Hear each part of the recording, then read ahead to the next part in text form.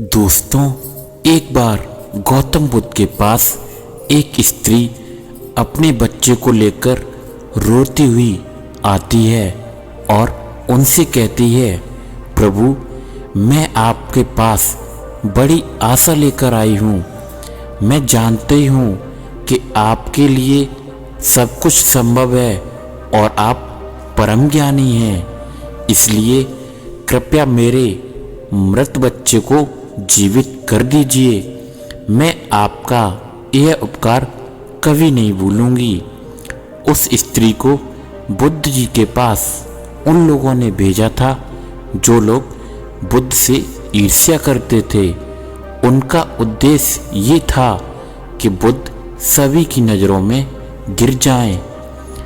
उस स्त्री के पुत्र की मृत्यु वास्तव में हुई थी, परंतु वह नहीं जानती थी कि उसका और उसके मृत पुत्र का इस्तेमाल बुद्ध को नीचा दिखाने के लिए किया जा रहा है।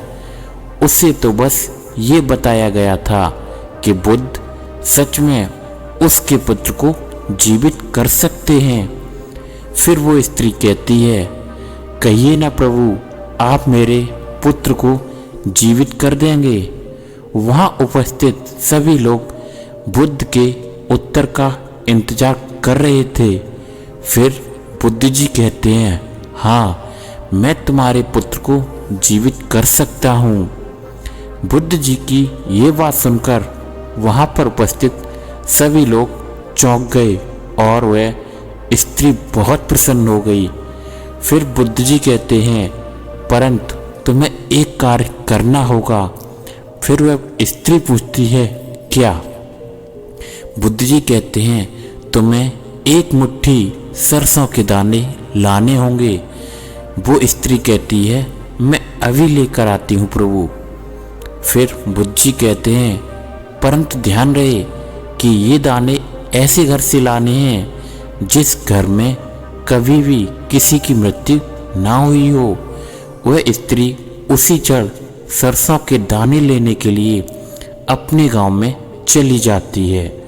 वह अपने गांव के हर घर में जाकर पूछती है।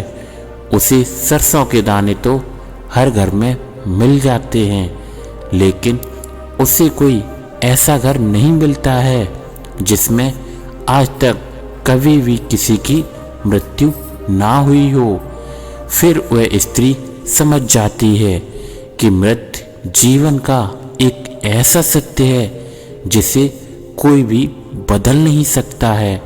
वह स्त्री बुद्ध के पास आती है और कहती है, मैं इस बात को कहीं ना कहीं जानती तो थी, लेकिन स्वीकार नहीं करना चाहती थी। आपने बिना कुछ कहे ही मुझे इस सत्य से अवगत करा दिया।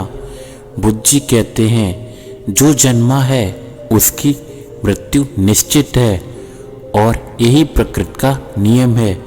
चाहे कोई व्यक्ति कितना भी सुंदर क्यों ना हो या कितना भी कुरूप क्यों ना हो, बूढ़ा हो चाहे जवान हो, लेकिन फिर भी मृत्यु सभी को आनी है।